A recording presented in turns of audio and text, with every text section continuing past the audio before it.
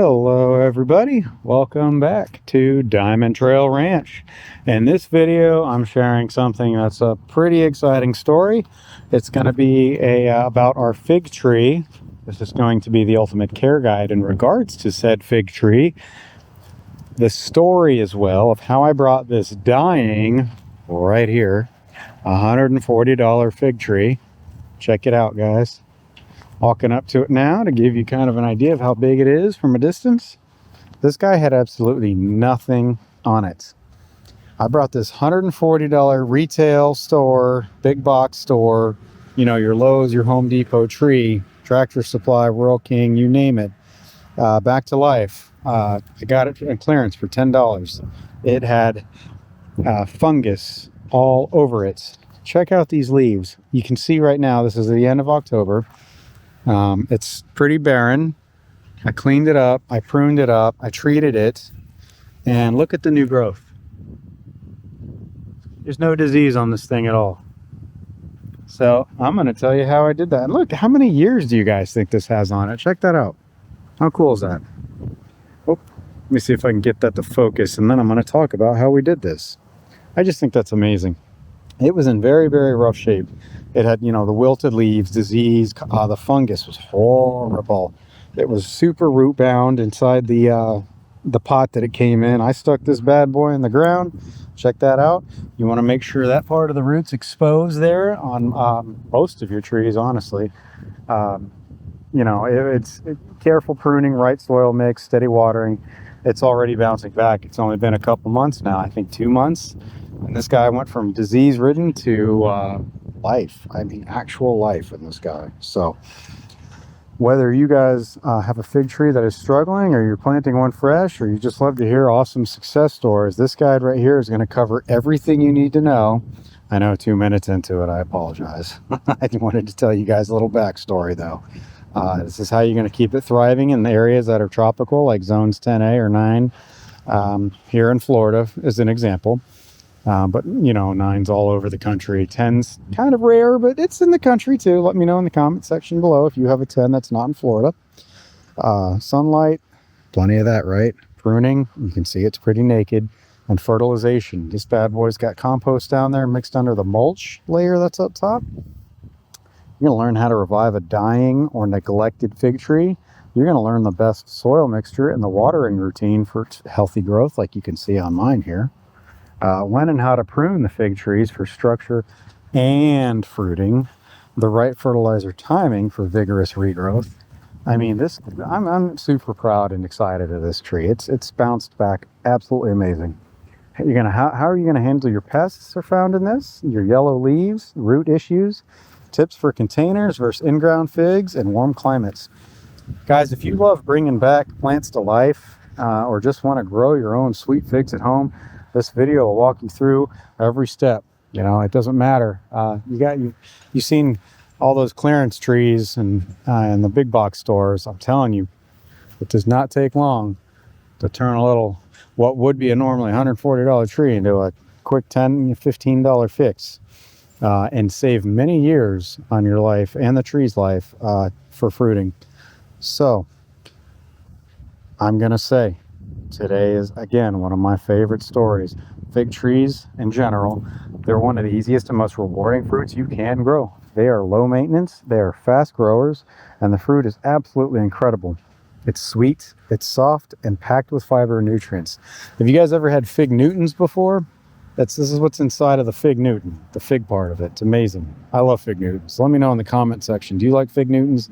Some people don't. I loved them when I was a kid. My dad bought them for us all the time. When these guys are established like this one is here, thanks to, you know, God's grace and the correct treatment here and sunlight and the beautiful weather, it's amazing. The right care, they can grow almost anywhere. When I first brought this guy home, it was root bound. The roots were circling inside the pot. The pot was massive. The soil was rock hard in this thing. The leaves were curling. They were dry. So I know it was, you know, severely dehydrated on top of everything else. So the first thing I did right here, almost 5 minutes into it, I know I'm driving you guys nuts with that. 5 minutes into it, you know, I trimmed off the dead leaves. It actually got to the point where I trimmed off every leaf. I said, you know what? I said, these guys just need the root system. So I said, I'm just going to completely start you over.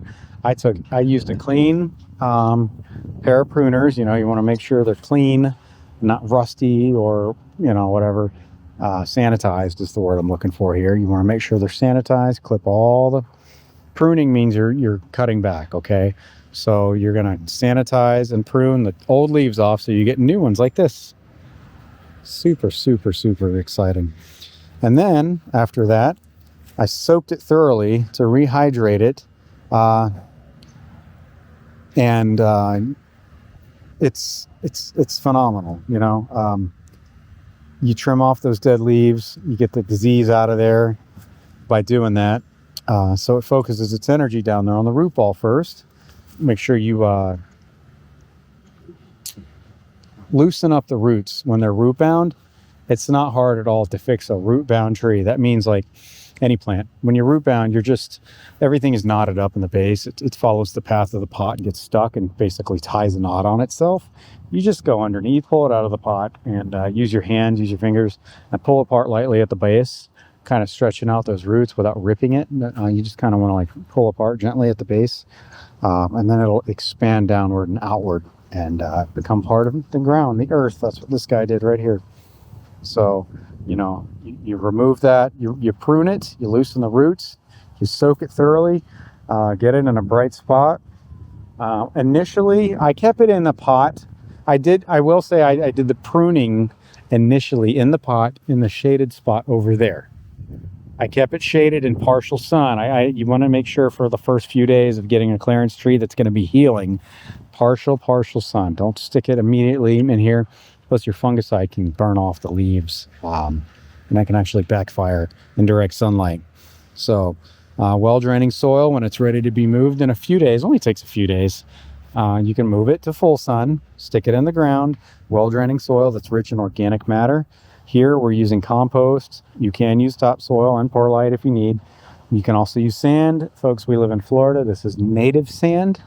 It'll help with the drainage. They do not like wet feet, so make sure your container or the hole drains freely. If you can look around here, if you got 16 hours of sunlight, you're probably going to have good drainage. And if you don't have, you know, a river or something like that nearby, they need plenty of sun. At least, they say at least here, guys, 6 to 8. These guys are probably getting 14, 16 plus. Maybe like 12, honestly, the way this tree is here. They're getting enough. It's getting full Florida sun. That's all that matters. Makes a huge difference in the leaf color and the new growth. Wow, look how exciting that is. That's just amazing. When you're reviving a tree, consistency is absolutely key. At first, you want to water lightly every couple of days to keep the soil moist but not soggy. Once the new leaves started to grow, you know, we shifted to deeper watering 2 to 3 times a week. That's crucial. Fertilizer, you can use a gentle balance 10-10-10. Nothing crazy. That's pretty, you know, you guys probably know that's a catch-all kind of fertilizer. All around, it's great. I even actually used a little bit of Miracle-Gro transplant shock, just a little bit one time, kind of help the roots. When when it's root bound, you put it in the ground. You can use, you dilute it. I believe the directions on that, I don't have it with me, but I think it's like 1 capful to a gallon of water. And then you mix it. I used a milk gallon jug, and I literally just poured it directly at the base there. And it's obviously doing perfectly fine. Now, you want to make sure the time of year with that kind of stuff is ideal, because you don't want it to do a bunch of, because these do go dormant, and we're actually coming up. 10A is funny. Zone 10 is funny as far as when things go dormant, because we only get like 1 or 2 freezes in the year, but that's a whole nother topic there. Once it's stabilized, though, with that 10-10-10, you want to use a more nitrogen, mix with more nitrogen early on. We use duck water. Way back there in the corner, we have a lot of ducks, and I go over there and I scoop duck water into 5-gallon buckets, and I dump it on everything, on everything in our orchard. Everything here gets duck water. It's tons, the phosphates. It's got the nitrogen. It's got all the things, the solid organic matters. Nitrogen is in a lot of things.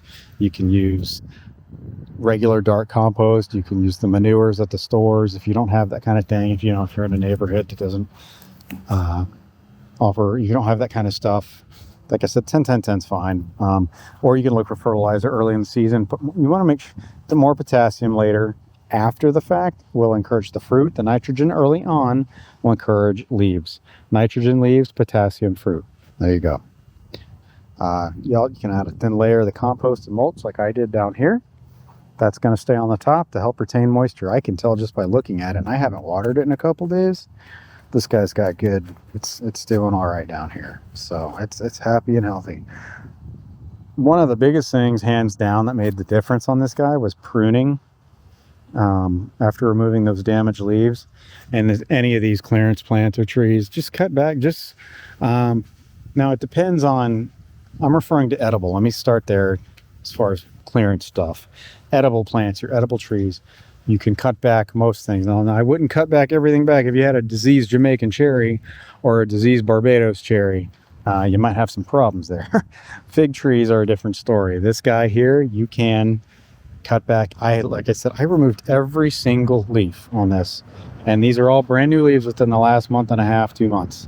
So you can train yours into a single trunk for a tree shape. You can let it grow as a bush with multiple stems. I'm going to let this guy live. The trick is to, when you're pruning, as the years pass, if it starts to get a little too thick and dense in the middle, like that tangerine, you don't want your fig to look like the way that tangerine does, where there's it's going to have abundant leaves, because you want that airflow to help prevent disease. You cut back the crossing branches in the middle. That'll encourage stronger growth as well. They're fantastic for backyard orchards, whether you let it grow as a tree or a bush. Figs are pretty tough. You might run into a few issues if the leaves start to get spots or turn yellow. Make sure you check for scale insects or aphids. A quick spray with neem oil. I swear by neem oil, that stuff is fantastic for everything. Figs, your whole orchard, everything I have out here. Check my channel, guys.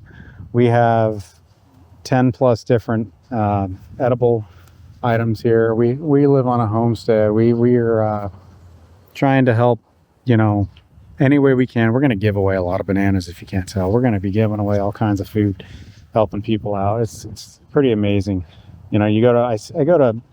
I'll get to the story after I finish this, guys, because if you don't want to stick around for it, I just finish this out and tell you. Within a few weeks, though, after spraying it with the neem oil, your leaves might drop because of the scale insects and aphids, but that's okay. It's stress recovery. Don't panic. It will bounce back. Root rot can happen, like I was just going to get into. If the soil stays too wet, make sure it's draining well. This is probably more so if you accidentally buried your fig too low in the ground. You want a little bit of at least give it a few inches up higher than everything else. Or see how the way the ground here is kind of, I'll come down here for you guys, how it's kind of hilled a little bit. That way the water can kind of roll off. You can also put a mulch ring around it. Those are cheap. What else? Pots is a big thing. Make sure your pots have holes in them. That's the biggest thing. That's one of the hardest ways to prevent root rot, is being in a pot, because the drainage, sometimes even though you get holes, that water will cake in that soil, especially if you got that thick compost in there. But anyway, within a few weeks, they're going to feed, they're going to be happy. You'll see tiny green buds like I got here pushing out on the branches. After that stress recovery, it's okay. It's okay for these guys. I'm actually dealing with the elderberry over there. I actually over fertilized, and I'm dealing with some stress recovery on it. That's okay. Water, water, water. If you guys ever accidentally over fertilize, you can do it with your fig too. It happens with everything. If you accidentally over fertilize, just water the darn out of it. Water the heck out of it. Because that will help flush out them salts and push it through. It kind of gives it a nice little reset. It's okay if leaves fall off. Just because your tree loses its leaves does not mean that's game over and it's going to die. I don't know if you can see it from here. I have 3 peach trees. That corner one there, I thought it was dead as a doorknob. There's a trick you can do. I'm not going to actually scratch it, but if you can scratch, and if it's green there, I don't want to expose this one right now because it's not worth the risk. But you can scratch. Just use your thumbnail, any fingernail you have, scratch a little bit. If it shows green, it's still got life. I have a pawpaw plant over there. I actually need another one. Same kind of thing. It has 0 leaves on it right now. but it's still got life, so that's all that matters. That peach tree was the same way. I might be able to see it from here. It's got lots of green lush growth on it. So guys, I know what I'm talking about here. I've recovered tons of plants. So there are pups in the ground for bananas that I have moved. Personally, the one on the corner was a little young. We start somewhere, right? It's bouncing back. That thing had like 2 leaves on it. That third one over here, you can see it didn't have any. That was a stick.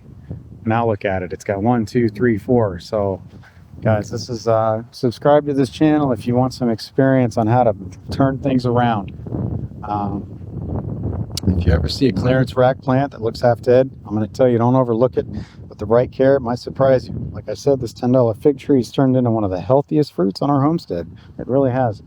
I look around at my orchard here, you know, it bounces all the way down. I got blackberries and stuff down there, mulberries, pomegranate. Everything here is doing pretty healthy. It's awesome. I post new long form videos every Monday, Wednesday, and Friday. If you guys found this video helpful, drop a comment. Let me know what you've rescued lately. Let me know what I missed. Is there something else and any other fig tips you guys can think of? I also do daily shorts. Just also as kind of a reminder in case you guys miss. Right now I'm going through all my orchard items. So the next ones will probably be I did the Myers. I did not get the tangerine and the loquat, so look forward to those, and the peaches. I'll tell you all about those, and papaya as well. I also cover chickens, goats, horses. I cover dogs, cats, you name it, guys. This channel is a homesteading channel where we help each other out. Thanks, guys, for watching.